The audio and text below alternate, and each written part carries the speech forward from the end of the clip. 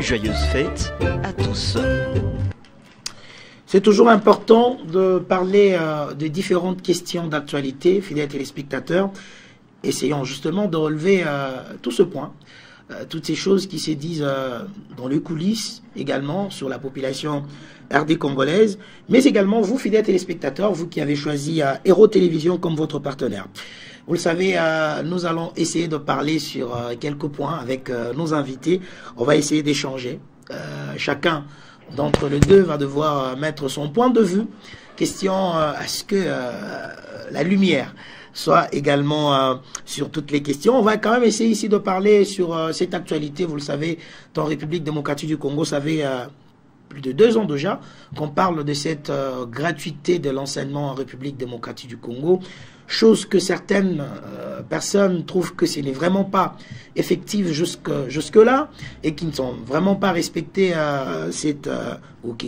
certaines autorités scolaires qui n'arrivent justement pas à respecter, n'est-ce pas, ces mesures présidentielles ou constitutionnelles, s'il faudra le dire en ce terme. Et puis vous le savez que le président de la République était en visite dans les Grands Kasaï, bien entendu, à Mbujima exactement, où on parle des détournements de fonds de la construction d'une université.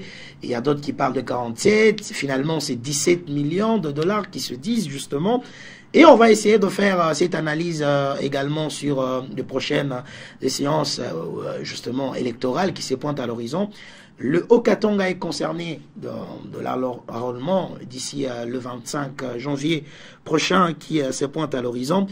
Et on va essayer de voir si et seulement si que le calendrier électoral sera formellement respecté et que l'on puisse parler, bien entendu, des élections en République démocratique du Congo et pourquoi pas y mettre un point de vue, également à toutes les chances que va devoir également ici s'élancer avec nos léopards qui sont engagés au championnat national des joueurs évoluant dans leurs pays respectifs, c'est-à-dire Algérie, Chan Algérie 2022. Ce sera le dernier point, n'est-ce pas, qu'on va essayer d'échanger sur ce plateau.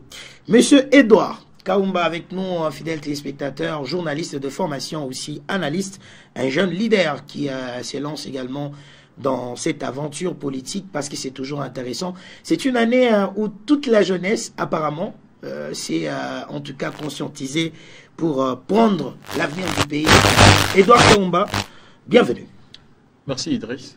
C'est un honneur de t'avoir sur ce plateau. Tout va bien, merveilleux. Merci, pareillement. Le plaisir est partagé de te retrouver après un très bout de temps. Bien. C'est la motivation d'entrée des jeux parce que finalement, il faudrait déjà qu'on en parle. C'est un vent nouveau qui motive la jeunesse à prendre l'avenir de la République démocratique du Congo en main, ou c'est justement une question de se dire, dans la politique, il y a de l'argent et que nous devons nous lancer pour gagner de l'argent, pour gagner la vie. Bon, ça se répond en 2 volets. D'une part, c'est parce que la jeunesse a compris aussi que la politique paye très très bien. On a l'expérience par rapport à ce qui s'est passé. Nous sommes à la 3e législative. Et donc, la jeunesse a vu aussi qu'il y a possibilité de gagner aussi du pain dans la politique. Parce que pour la plupart des gens, ils ne partent pas pour une idéologie quelconque, développer le pays, etc. Et cela à tout le niveau. Vous voyez, il y a des gens qui y vont parce que, voilà, ils veulent devenir richards un jour. Mais d'autre part, c'est pour aussi prendre de responsabilités en main. Il y a des choses que la jeunesse a remarqué qui ne marchent pas parce que la République manque de moyens, pas parce que la République est par terre ou la République n'a pas de subventions, mais c'est par un manque de volonté. On sent qu'il y a un manque de volonté, il y a un manque de savoir-faire. Il y a des gens qui sont au pouvoir, mais ils ne savent pas faire ou ils n'arrivent pas à la limite à assumer ces responsabilités. Et donc, en voyant cela, la jeunesse s'est pointée à l'horizon pour devoir aussi prendre les choses à main. Et même le développement d'un pays a pour levier la jeunesse. C'est la jeunesse qui bouge, c'est la jeunesse qui est dynamique. Hormis, c'est vrai, il y a aussi le grande personne, le parent qui sont là, mais c'est uniquement la jeunesse qui travaille. Même si vous regardez aujourd'hui le député national, le député provincial, le ministre, etc., vous allez voir que s'il il est grand par rapport à l'âge, celui qui travaille d'arrache-pied, c'est un jeune. Et aujourd'hui, ce sont les jeunes qui sont utilisés comme marchepied pour permettre aux autres personnalités d'arriver au sommet, pendant qu'eux sont en train de trimer là-dessus, voyez-vous. Alors, la jeunesse décide aussi de prendre la responsabilité en main. Et puis, voilà, que le chef de l'État aussi a fait un appel chaotique, certainement, à toute la jeunesse de pouvoir dans la politique. De se lancer dans la politique, de s'approprier ces élections, d'être acteur, protagoniste et non spectateur, etc. Donc c'est bon de se lancer sur cette longueur d'onde, à accepter de prendre ces élections en main, gouverner ces pays, parce que ça n'avance pas, parce que c'est la politique qui gouverne le pays. Nous avons le politicien qui sont là, qui se réveillent d'un bon matin, ils se décident sur ce que peut être la République démocratique du Congo, ils se décident sur tout ce qui peut être fait. Regardez, dernièrement, ici, nous étions tous sous Covid-19. Le président a décidé qu'on devrait entrer en confinement. Vous avez vu que la vie s'est arrêtée. Il n'y avait pas d'église, il n'y avait pas d'école, il y avait rien du tout. Donc tout le monde était à la maison, vous voyez. Donc on comprend que c'est la politique qui gouverne, c'est la politique qui dirige. Et donc si il n'y a pas du sérieux là-dedans, donc on risque de mourir pauvre, de mourir sans devoir atteindre nos objectifs. Très bien, on va y revenir. C'était justement une manière de vous souhaiter en tout cas le bienvenu sur ce plateau. Monsieur Willy, bonne année et bonne arrivée sur Héros Télévision. Merci, bonne année Idriss. C'est un plaisir de vous retrouver en début de cette année 2023.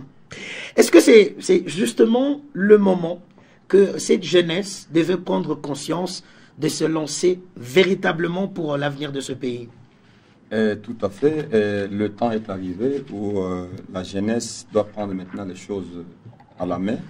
Question d'accomplir. Nous sommes à un temps ou à une phase où cette prophétie qui dit que la jeunesse aura des visions et les vieillards auront des songes. Le temps est arrivé où nous devons sauter sur l'occasion et que nous, comme jeunesse, nous puissions avoir des ambitions et concrétiser ces ambitions afin de booster notre pays qui est en perte de vitesse.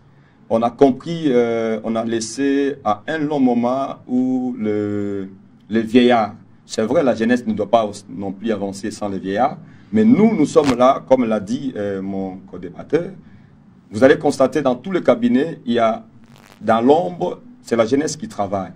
Et sur la façade, vous allez voir les vieux qui sont là-bas, mais il est maintenant temps que nous puissions nous présenter sur la face publique pour que nous puissions imprimer nos visions et afin de prendre les choses au sérieux pour que ça marche. Parce que, vous voyez, nous n'avons pas... Pourquoi pas s'élancer aussi dans certaines questions du commerce, par exemple?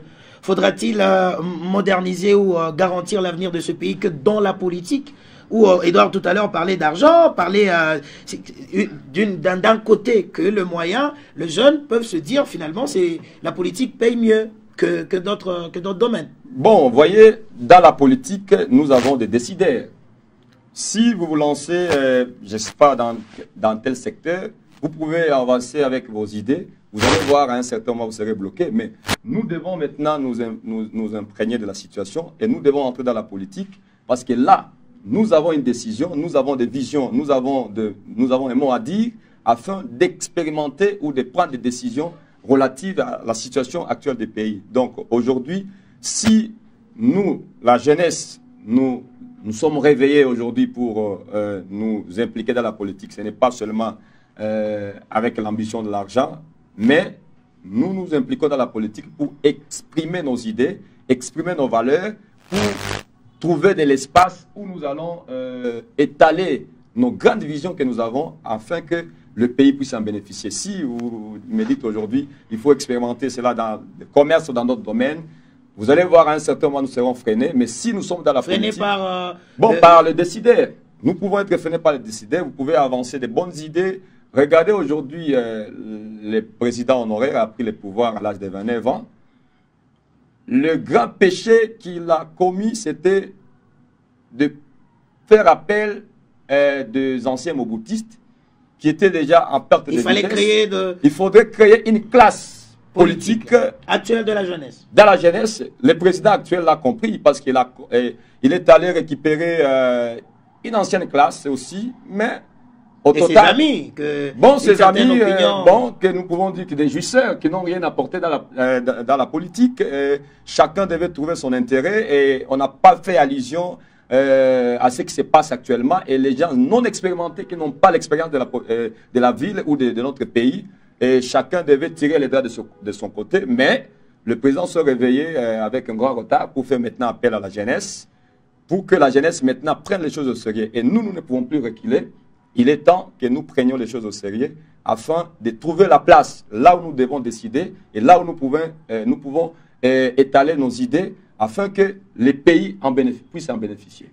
Édouard, dans un pays mort, le président l'a dit tout haut, dans un pays mort, déjà, rien ne marche. Il a trouvé un pays qui était déjà décédé selon lui.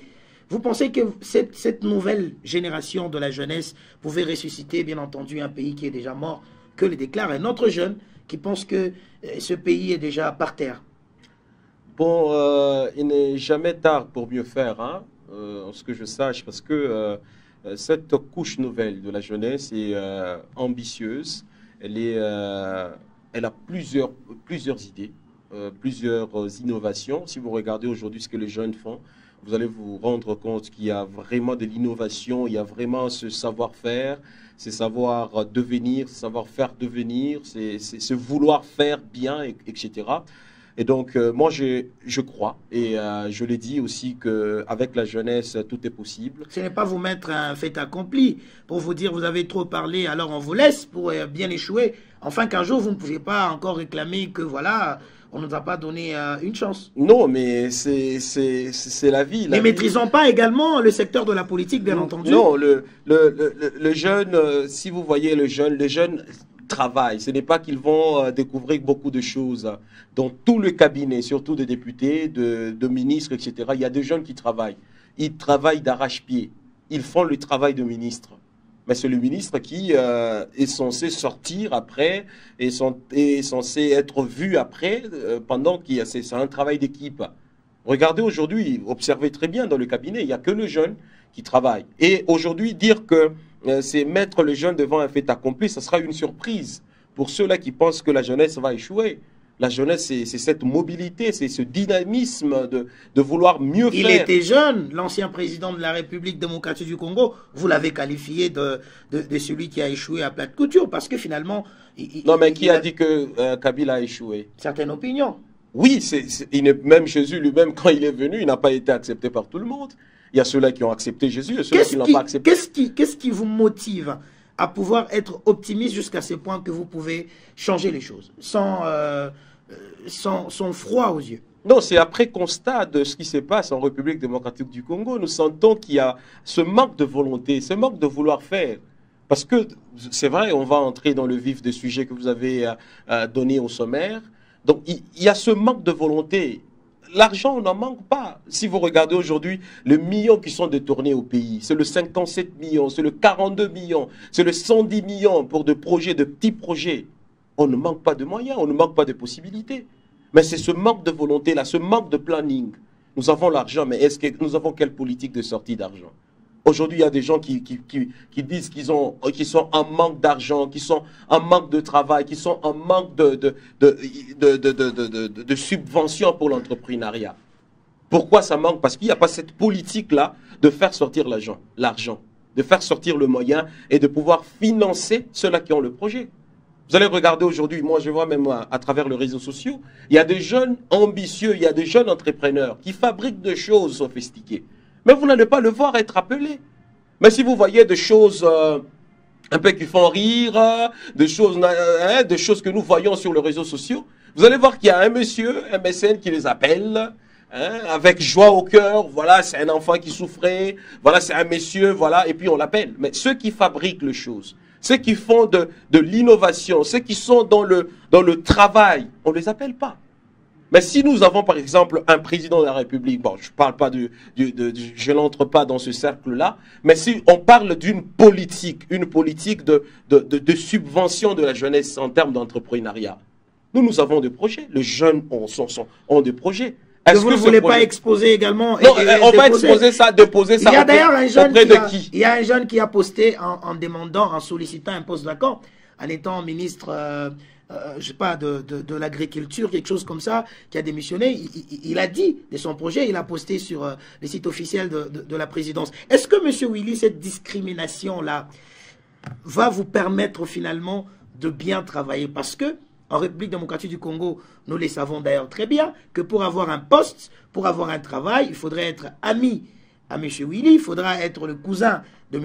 Edouard pour finalement arriver à trouver ne fût-ce qu'un petit poste. Et vous pensez que cette maladie, avec cette nouvelle génération de la jeunesse consciente en action, comme on l'a dit, pourrait diminuer un peu cette discrimination, ce tribalisme qui prône en République démocratique du Congo?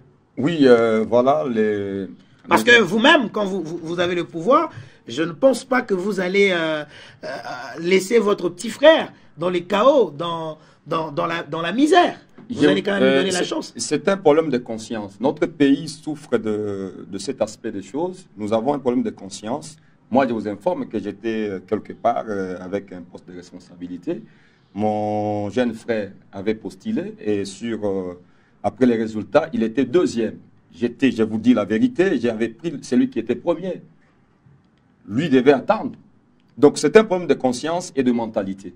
Et c'est ce que nous sommes en train de lutter pour que nous puissions changer la conscience de la classe politique, pour que nous puissions, on y va, pas avec d'abord l'esprit d'apprendre. Nous venons avec l'expertise pour changer les choses. Et nous en avons les capacités. Ce n'est pas, nous avons étudié là où les autres ont étudié. Nous avons l'intelligence pour changer les choses. Et c'est vrai, les milieux déjà pollués. Voilà pourquoi nous devons nous mettre au travail. Nous devons changer les choses afin que notre pays puisse avoir une classe politique déjà consciencieuse. Vous n'aurez pas peur le 25 d'aller vous enrôler? Non, pas de problème. Nous devons aller nous enrôler. Et, vous serez fiers de la nouvelle carte. Sinon, vous sortirez, on dirait, un monstre, comme ça se dit un peu partout, là où ça commence. C'est vrai. Ça ne vous fait pas peur de cette Non, situation? l'essentiel est de s'enrôler d'abord. Bon, les photos, on en a autant. Alors, ce qui est important, que les identités s'y trouvent dans la carte. Et bon, je ne sais pas, on n'a pas encore vu ça, on voit ça dans les réseaux sociaux, parce que dans les réseaux sociaux, il y a beaucoup de problèmes qui se passent. Mais nous attendons la réalité pour qu'on en juge dessus. Mais ce qui est important, nous devons nous enrôler et nous devons aller aux élections à la date prévue de la Constitution pour que les choses changent. Nous avons besoin de notre pays et nous sommes natifs de ce pays et nous voulons que ça change. Et ce changement, c'est avec une nouvelle classe politique qui est la jeunesse. Et c'est vrai, on n'aura pas la tâche facile, mais nous devons nous mettre au travail et nous devons tout faire parce que le tigre ne peut pas chanter sa tigritude, il doit sauter sous sa proie et la dévorer. Voilà ce que nous devons faire. Edouard, est-ce que tu es également de ceux qui pensent que cette histoire de la CENI, c'est une stratégie de décourager certaines personnes à ne pas vouloir s'enrôler et finalement pour boycotter les élections au mois de décembre? Vous êtes aussi parmi ces gens qui pensent de la même manière, parce que ça fait quand même peur, hein? Non, mais ça inquiète quand même. Ça ne peut pas faire peur. Pourquoi? C'est une photo, c'est une carte d'électeur, ce n'est pas une carte d'identité, hein, parce qu'on doit faire une nuance par rapport à cela. Hein. La carte d'électeur, ça sert certainement à être éligible au vote. Justement, parce que ça date de longtemps, c'est depuis la Deuxième République. Mais nous sommes dans un pays où on n'a pas de carte d'identité, bon, voilà, mais ça ne peut pas décourager quelqu'un. Parce que si vous voulez que le chose change... Dans le Congo central, beaucoup de gens ne sont pas allés s'enrôler par rapport à cette question. Non, mais c'est un retard qu'il cause, parce que ça sera tard de récupérer cet événement-là. Si l'enrôlement arrive, moi, je suis de ceux-là qui motivent les gens à aller se faire enrôler.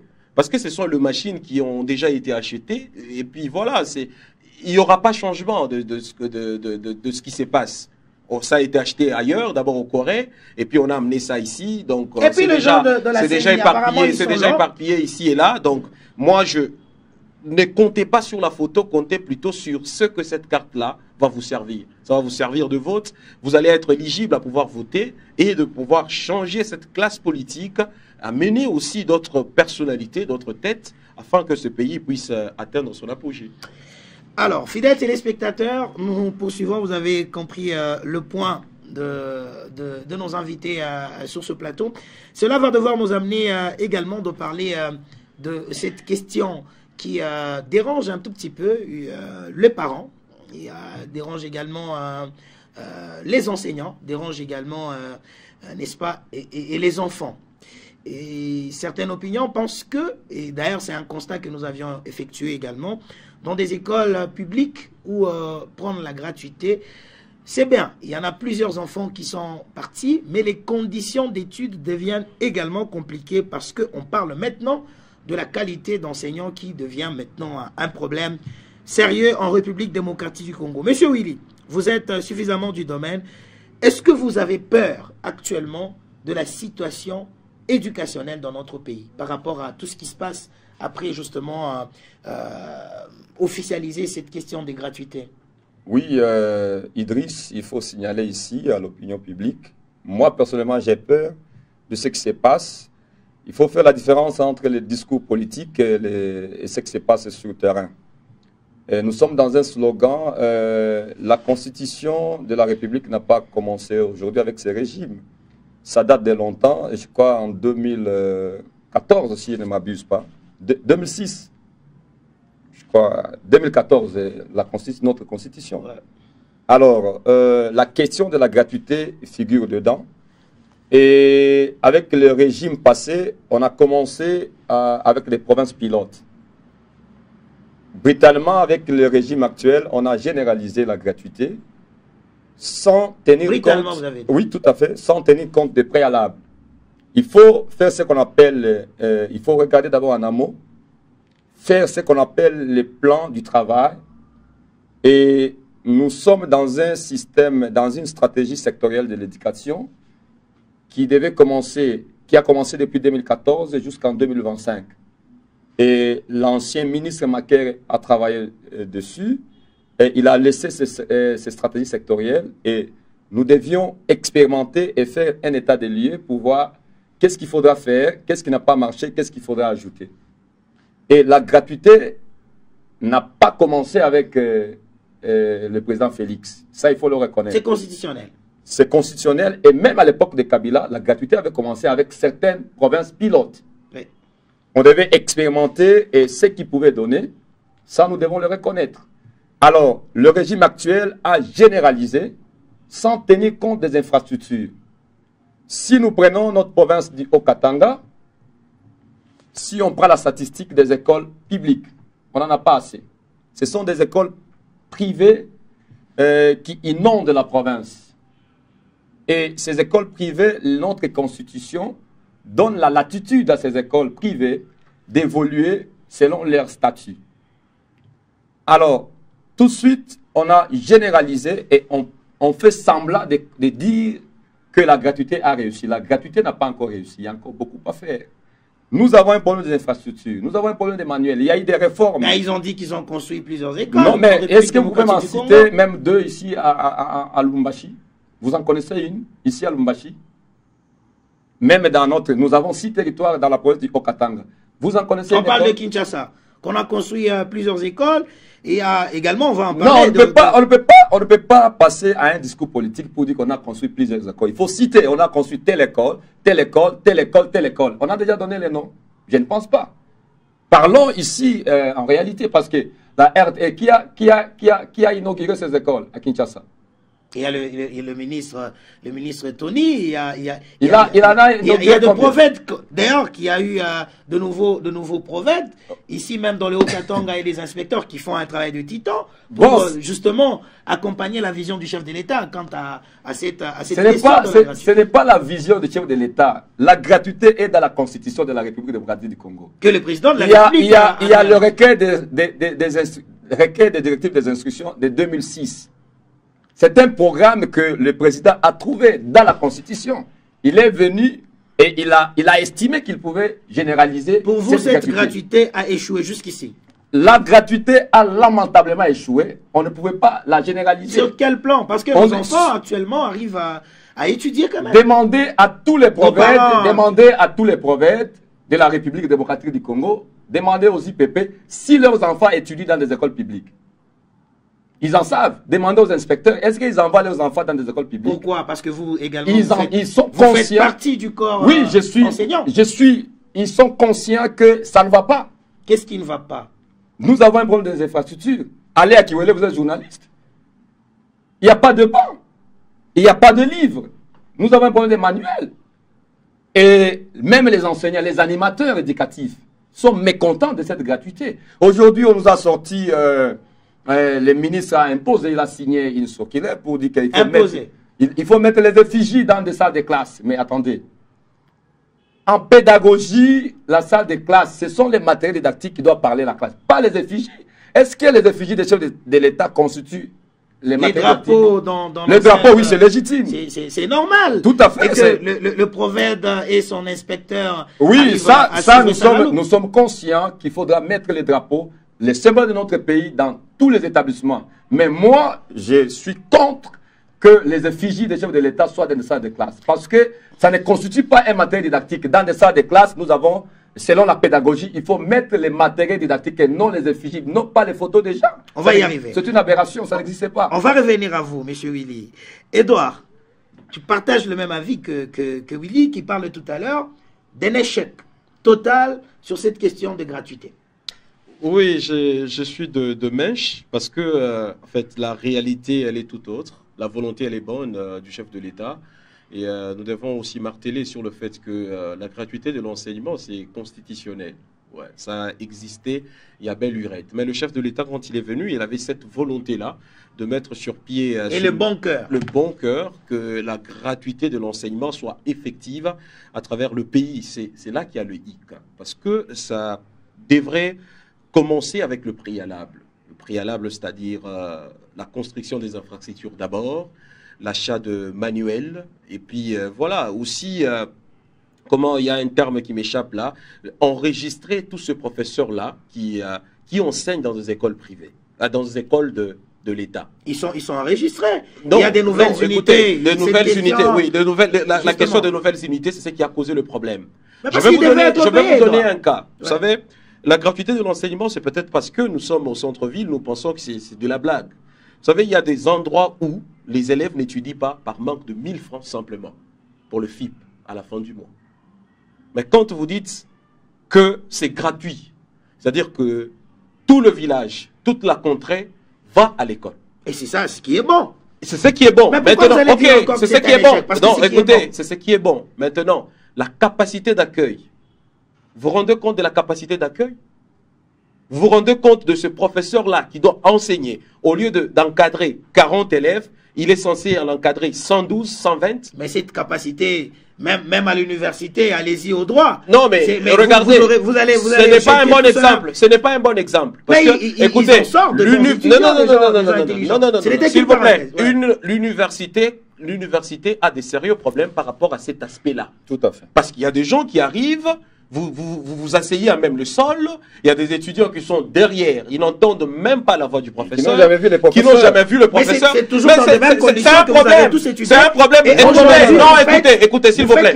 S'il vous plaît. Non, ne dites pas que nous faisons la fierté. Pas encourager des thèses. C'est les humanités aujourd'hui, je le dis avec plusieurs personnes, c'est les humanités aujourd'hui qui garantissent l'enseignement ou l'éducation en RDC. On appelle même l'éducation de base. Si vous ratez les humanités, c'est-à-dire que vous avez raté votre vie en termes d'intellectualisme. Tout à fait. Alors aujourd'hui, avec l'histoire de la gratuité de l'enseignement, à mon avis, je pense que ça devrait passer par des études minutieuses. Voir qu'est-ce qui va marcher, qu'est-ce qui ne va pas marcher. Donc ce n'était pas le moment. Ce n'était pas le moment du tout. Il fallait laisser les parents souffrir. Ce n'était pas le moment du tout. Non, les parents ne sont pas en train de souffrir. Parce qu'il n'y a pas d'argent. Le FIP a été instauré. Le FIP a été instauré par le parent. Les parents, ils ont compris que ceux qui encadrent nos enfants doivent être motivés. Mais ils sont payés par l'État. Ils sont payés par l'État combien? Ils ont majoré.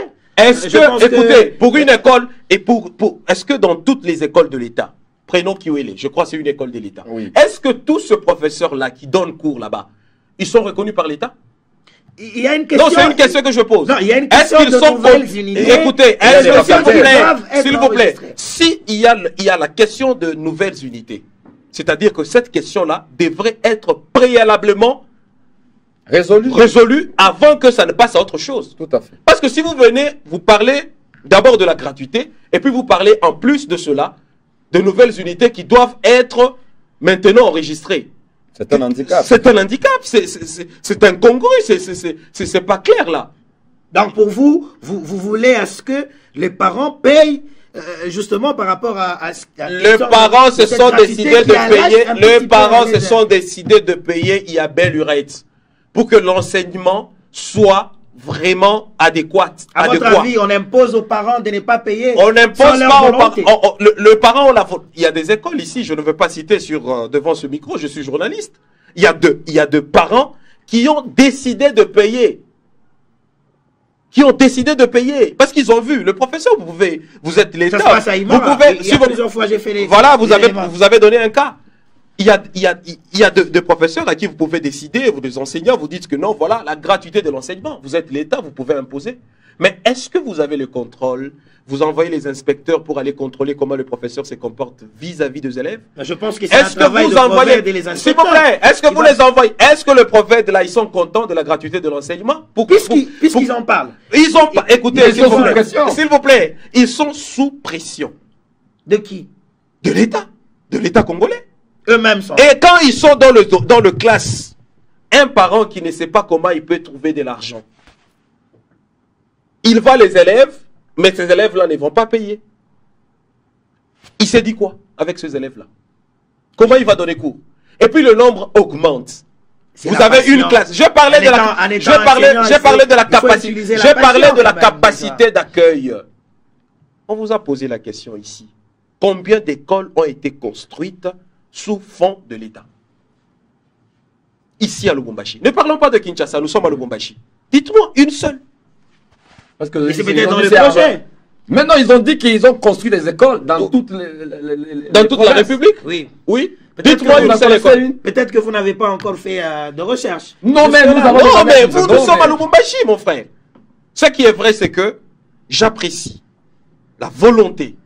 Le chef de l'État, il a vraiment la volonté de mieux faire. J'ai toujours dit à côté que c'est un monsieur qui a grandi dans une famille où on parlait opposition, où on parlait des choses qui gangrènent le pays. Il connaît le problème du pays. Il connaît le problème du citoyen congolais. Mais quand il décide sur une question comme la gratuité de l'enseignement, c'est une question grave. Puisque vous allez vous lancer dans cette nouvelle gestion de la jeunesse en République démocratique du Congo, puisque c'est déjà lancé, s'il arrivait que vous avez le pouvoir de trouver des pistes et des solutions, ça serait quoi? Du fait qu'on ne peut plus arrêter, cette question de gratuité, c'était déjà lancé. Si on vous demandait, Edouard, là, maintenant, une piste de solution pour que cette histoire-là puisse s'arranger, ce serait quoi? Garantir d'abord le paiement de professeurs. On Le les salaire paye de professeurs. à mon humble Non, s'il vous plaît. Ok. Vous m'avez posé la question de savoir, Allez-y. garantir le salaire mensuel de professeurs.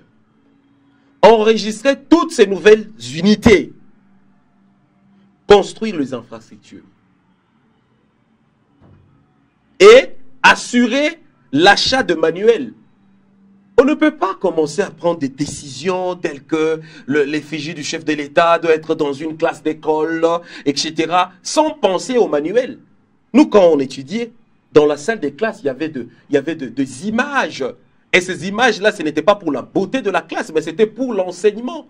C'était pour l'instruction. Quand vous regardez, vous vous rappelez de quelque chose, on voyait de cartes d'Afrique, cartes du monde, etc. Mais si aujourd'hui, le professeur n'est pas garanti par rapport au paiement, le salaire, vous pensez qu'il va enseigner normalement? Si vous pensez aujourd'hui les infrastructures de l'État, mais c'est de la mauvaise foi. Vous pensez que l'État congolais manque seulement le moyen pour construire dans la province du Haut-Katanga, ici 10 écoles de l'État, Mais c'est un projet. Un projet, ça est à quel niveau? C'est à quel niveau? Nous sommes à la fin du quinquennat. Non, s'il vous plaît, nous sommes à la fin du quinquennat du chef de l'État. Ça fait 5 ans qu'il est au pouvoir.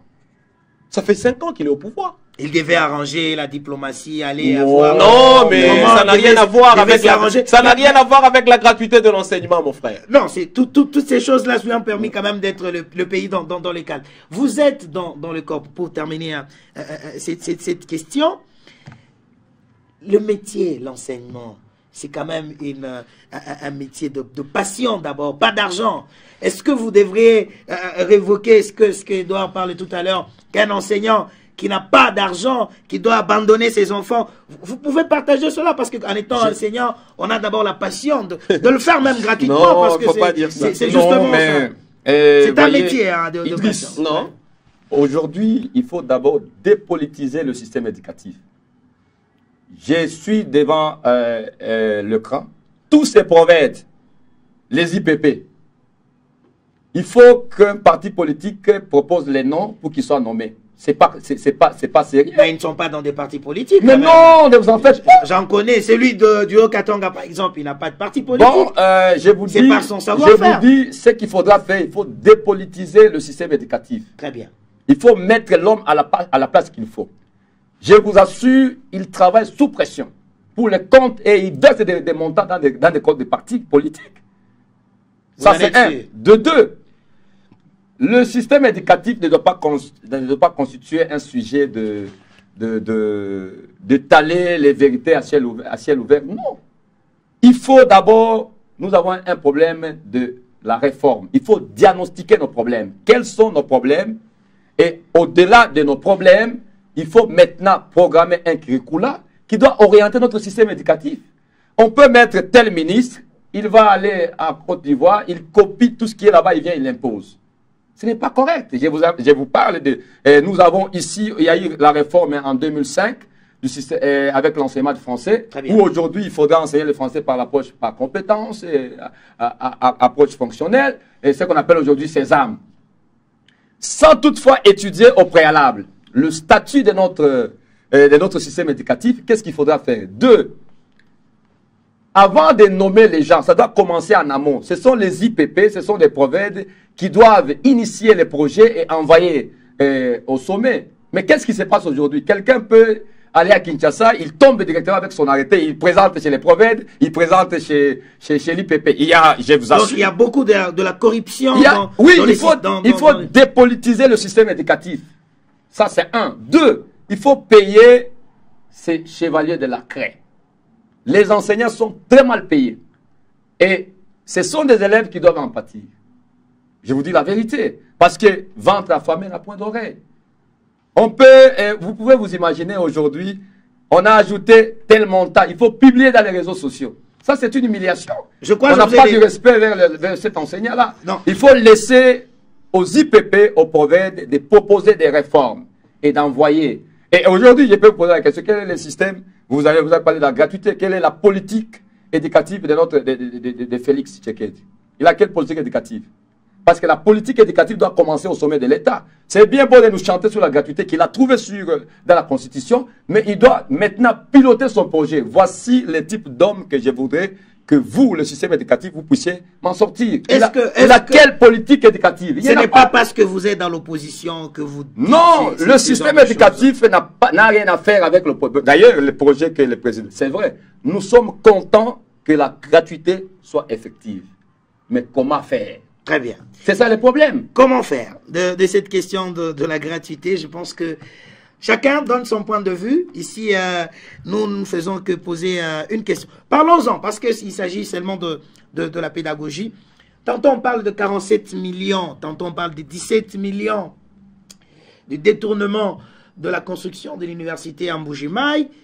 Edouard Kaumba, aujourd'hui, vous pouvez regretter tout simplement par la gestion du chef de l'État qui, entre guillemets, n'est pas au courant de presque tout, ou ce sont ses collaborateurs qui arrivent justement à ce qu'il arrive à tomber à ces genres de situations? Il n'y a pas de mauvais groupe, il n'y a que le mauvais chef. Voyez? Donc c'est lui-même le fautif? Je ne le dis pas. 42 millions, 17 millions, etc. C'est un problème, moi, personnellement, qui me fait très mal et qui me pousse à remettre en cause cette manière de faire pour avoir un ministre dans ce pays. Il faut regarder la majorité au Parlement et puis après, voilà, c'est Moïndo Zangui, le ministre de l'ESU. C'est catastrophique. Il y a d'abord une dame qui est allée là-bas, Madame Kibassa, qui a dit c'est 42 millions de dollars. Oh, c'est 42 millions de dollars, c'est parce que, voilà, vous avez payé le RAM. Le RAM, ce n'était pas un paiement pour cela.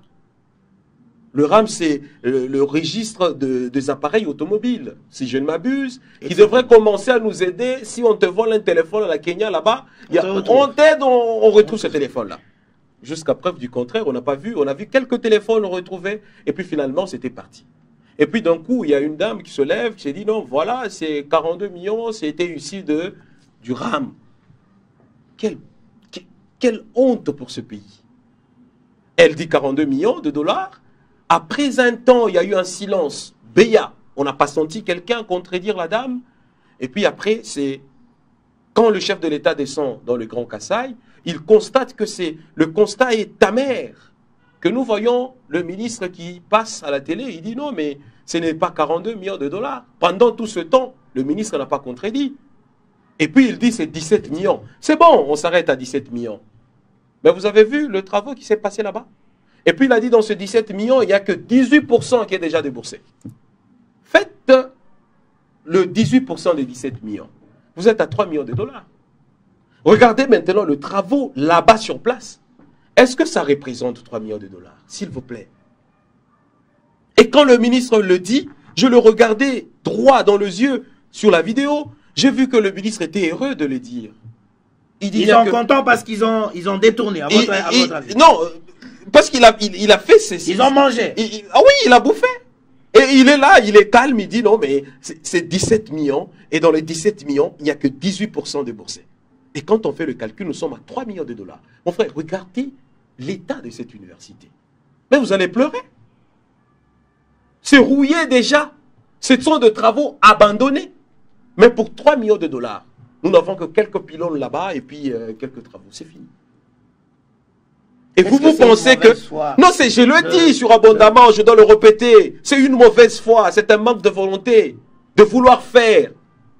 C'est un cartel de gens qui se réunissent, voilà, bon, moi, je vais prendre ça, toi, tu vas prendre ça. Donc, nous vivons sans dans être inquiétés. Oui, sans être inquiétés. C'est comme aujourd'hui. C'est que le président de la République a constaté dans le Grand Kasaï. Ça pouvait être un problème très grave. On pouvait déjà à présent avoir des sanctions sur le champ. Comme le ministre de l'ESU, qui est censé suivre de près le travaux de construction de l'université de Mbujimayi. Et il est là, il parle calmement, il continue à œuvrer. Il est venu encore avec un autre scandale. 15 jours après le bac, après d'avoir décroché le diplôme, il faut faire 15 jours de formation militaire. Mais c'est une catastrophe. Nous sommes où finalement, s'il vous plaît? Qu'est-ce que nous faisons dans ce pays? Donc il y a des gens qui se réveillent, ils se décident, et puis voilà, ça se fait. Mais c'est quand même dans un état de droit. Non, c'est dans un temps. Écoutez, ne parlons plus de l'état de droit. Parce que vous... C'est aller procéder. Non, s'il vous plaît. Parce que quand vous parlez de l'état de droit, je vais vous demander où est Vital Kamerhe après ces 20 ans de prison. Il a été acquitté parce que finalement... Où est Eteni? S'il vous plaît, où est Eteni? Je vais vous demander où est Willy Bakonga. Vous allez me donner quelle réponse? Vous allez me donner quelle réponse? Je vais vous demander où est aujourd'hui qui ça? Kabunda. Il est en prison. Il est en prison, mais on a demandé d'être en résidence surveillée. Très bien. Mais Edouard... Mais c'est quoi l'état de droit, si vous voulez vraiment qu'on en parle? C'est un slogan inutile. Mais il fallait le processus, justement, les entendre aussi. Mais monsieur Willy, est-ce que c'est une manière, en d'autres termes, de lâcheté de la part du chef de l'État qui n'arrive pas à suivre à la loupe, n'est-ce pas, l'évolution de ce travaux, ou le Premier ministre, par exemple, de voir ce que font ses collaborateurs directs? Nous voyons ici, je vais vous donner un exemple typique. Quand on recrute un entraîneur, il sélectionne ses joueurs. Et que à la fin, les joueurs qui devaient mouiller le maillot, l'entraîneur est à l'extérieur. Il a donné le système de jeu et du coup, l'équipe a perdu. L'entraîneur fait quoi? Il démissionne. Pourquoi l'entraîneur démissionne? Vous voulez demander à ce que le président de la République démissionne? Ce que vous voulez dire? L'entraîneur, c'est la démission, ça doit inculquer dans notre culture. Parce que quand vous n'avez pas fait mieux, il faut démissionner. Seulement parce que quelqu'un a eu à détourner 17 millions. Comment? Et puis, il a dit, il n'y a jamais de mauvaises troupes.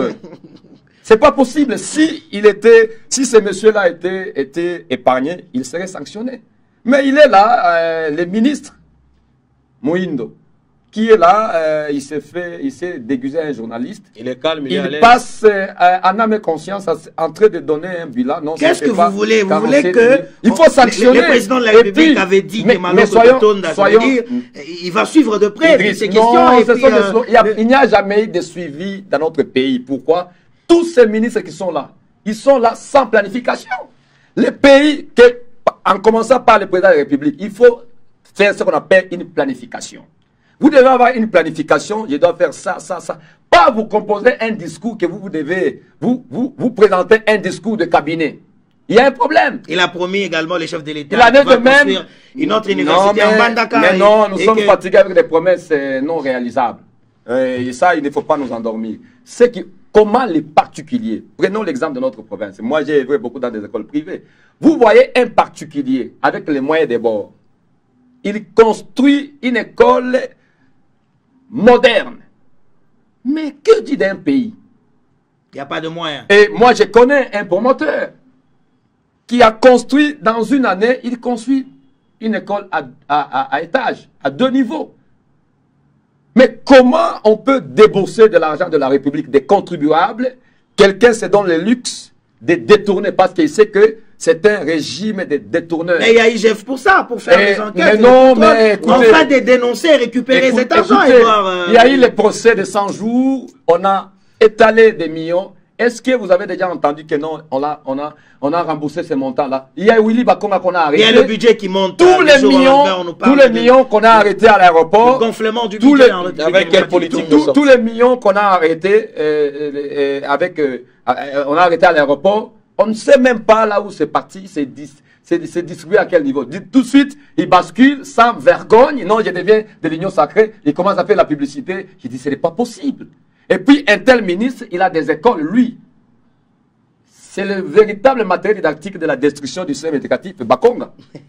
Parce qu'il a des écoles et il a laissé... Comment vous pouvez accepter dans un pays, quelqu'un, même un particulier? C'est pourquoi, excusez-moi de retourner un peu sur la gratuité. Un pays, quand je vous avais dit, il faut une planification. Je veux lancer la gratuité, très bien. C'est pour les parents congolais. Ce n'est pas école publique et école privée. Vous donnez maintenant l'échéance. Aucune école privée ne peut dépasser telle échéance ou tel seuil. Vous devez fixer un seuil. Chose qui ne pas faite parce que l'État n'a pas plusieurs... J'étais parti, moi, à Kinshasa, déposer les mémos chez Willy Bakonga, qui m'avait demandé à l'époque que j'adhère au PPD. J'avais refusé à l'époque. Je lui dis, mais monsieur, voici, vous voulez reçu la gratuité, voici le préalable. Je lui ai posé la question. Comment vous pouvez comprendre, vous dites la gratuité, mais au début, et j'ai envoyé le projet à la présidence. Mais à l'époque, je vous avais reçu encore, si je ne me trompe pas. Sur cette question, oui, monsieur, j'ai écrit les mémos que je garde jusqu'à aujourd'hui. Je lui dis, monsieur, comment vous pouvez comprendre? Vous avez décrété la gratuité, mais certains enfants congolais payent l'examen des TENAFEP et les autres ne payent pas. Généraliser, on ne peut pas payer l'évaluation, ça n'existe pas. Vous parlez de la gratuité, mais c'est jusqu'à aujourd'hui, ce sont des parents qui continuent à payer l'évaluation. Examen d'État, et c'est à peine qu'on a annulé les TENAFEP, ça n'existe pas. Et aujourd'hui, la gratuité prend l'éducation des bases. L'éducation des bases, c'est dans notre constitution, le 6 ans de l'école primaire, plus 2 ans de l'école secondaire. Mais on paye les TENASOSPE, les parents payent. Vous avez crié de quelle gratuité? Comment est-ce qu'un parent peut payer l'examen de son enfant? Ça n'existe nulle part. Il faut étudier, il faut sélectionner. C'était gratuit, je pense. Non, on a payé 20 000 francs. Même cette année, il y a déjà une circulaire, on doit payer 20 000 francs les tenants suspects. L'examen des Ce n'est pas officieuse que... Non, c'est officiel. Non. Et cet argent est récupéré par le ministre provincial ou par le... Papa, je vous assure, il y a une clé de répartition que vous ne pouvez pas vous imaginer. Comment, jusqu'à aujourd'hui, les parents continuent à organiser, ce sont les parents qui payent les évaluations de leurs enfants, les enfants de 8e. Ça n'existe pas. Donc, il y a encore des choses à faire dans ce pays. On va finir Il faut changer ce régime et que la jeunesse prenne les choses à main pour que ça change. Et vous pensez que cette jeunesse n'a pas besoin de détourner un peu et s'enrichir dans le listage ici des tourneurs, des jouisseurs. Vous avez déjà entendu le nom d'un jeune? Les vieillards ici, les anciens politiciens détournent pourquoi ils savent qu'ils sont déjà au soir de leur vie. Il faut qu'ils détournent l'argent et pour laisser les biens mal acquis à leurs enfants. Très bien. Mais la jeunesse, parce qu'elle est ambitieuse, elle doit monter au créneau pour stabiliser le système de gestion de notre pays. Est-ce que c'est une motivation pour toutes ces personnes qui ont adhéré à l'Union sacrée? On va terminer cette émission par là. Arrive à se retirer parce qu'ils voient que rien ne marche au final. Bon, chacun a ses motivations, parce que moi, déjà, dès l'entame, je l'avais dit que l'union sacrée, c'est quoi? Pour la nation.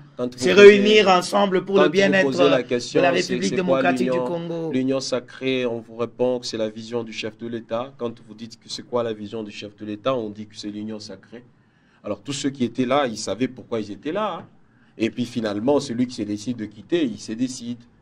Mais le motivation, c'est aussi... en fait, le motivation à la fin, là, c'est ce que moi, je ne parviens pas aussi à gober très facilement parce que on ne peut pas quitter parce que c'est la fin. Si l'union sacrée n'était pas une bonne chose ou une bonne concertation des Congolais, tout au début, là-bas, les gens pouvaient commencer à quitter. Les gens pouvaient se prendre en charge. Peut-être que la vision n'était pas encore claire. Non, mais la vision doit être claire. La vision doit être établie. Vous voyez, il y a un certain niveau de responsabilité où si vous voulez vous engager à quelque chose, tout doit être dit au clair. Tout doit être dit au clair. Si ce n'est pas clair, il faut le dire. Il y a des gens qui disent non, on disait au chef de l'État, on envoyait des messages, on le contactait, etc. Pourquoi seulement à la fin? Pourquoi seulement quand c'est 2023 où il faut postuler, où il faut commencer la campagne électorale? Donc moi je pense que ce pays a besoin d'une jeunesse forte engagée, une jeunesse qui veut un changement de ce pays par rapport à ce qui a été fait. C'est vrai, il y a aussi de bonnes choses qui ont été faites pendant le quinquennat du chef de l'État. Mais dans la plupart des cas, on se retrouvait dans le détournement, on se retrouvait dans le tribalisme, on se retrouvait dans l'incompétence, surtout l'incompétence à outrance. C'est entrer dedans. C'est ce qui me fait mal. C'est de voir que la plupart des décideurs, ceux-là qui sont censés décider sur l'avenir d'un pays. Regardez, nous sommes 2 345 000 km². C'est parce qu'on n'a pas touché le point de l'Est. Sinon, on devrait en parler. On n'a pas le temps. On va terminer prochainement. On va en parler. Il y a beaucoup de problèmes. Et également, il y a beaucoup de problèmes médiatique du conseiller privé du chef de l'État. Vous voyez ce qu'il a dit aussi. Vous voyez, donc ce sont des choses pour lesquelles nous nous disons que finalement, on peut aussi apporter une pierre à l'édifice. Allez, merci beaucoup. Je rappelle que M. Edouard Kaumba, un jeune leader, futur candidat. Bon, je ne sais pas, je suis d'abord journaliste. C'était un honneur de vous recevoir, en tout cas, merci beaucoup d'avoir accepté notre invitation. Monsieur Willy, merci infiniment d'avoir accepté. Futur candidat aussi. Tout à fait, je postule ici à l'Ouest. Il faut que ça change. Il faut que ça change tout ça. Tout à fait, oui. Bon courage alors. Oui, je postule, j'ai une vision sur le système éducatif. Ah oui. Oui. Très bien. Héros va devoir vous accompagner. Il faut toujours venir. Nous allons vous laisser le temps de vous exprimer et donner votre vision. Parce que tout doit commencer dans le secteur éducatif. C'est là le nœud de problème. Vous avez une base. Tout à fait. Vous faites partie d'un parti politique comme d'habitude. Moi, c'est le parti politique qui vous pousse. Tout au long de ma vie, pas le parti politique. Vous devrez rendre compte à votre parti. Tout au long de ma vie, c'est ça aussi le problème quand vous êtes envoyé dans vos partis politiques. Il a dit il faudrait démissionner avant quand on ne se met pas d'accord. Pas quitter. Vous allez démissionner dans votre parti politique. Tout à fait. Quand on ne se met pas d'accord, je dis ça, je laisse tout au début. Pas, vous avez déjà consommé, vous devez payer les prix, monsieur, on ne vous excuse pas. Vous êtes dans le même panier. Oui, tout à fait. Alors, fidèles téléspectateurs, coupez de parties qui vous intéressent. intéresse, comme d'habitude, partager. C'est pour le bien-être de vous tous. Merci beaucoup à toute la grande équipe Héros, n'est-ce pas, vous accompagne également. On aura justement le temps de recevoir d'autres personnes. Question de parler actualité, ça ne fera du mal à personne. D'ici et là, portez-vous bien. Que le Seigneur vous garde.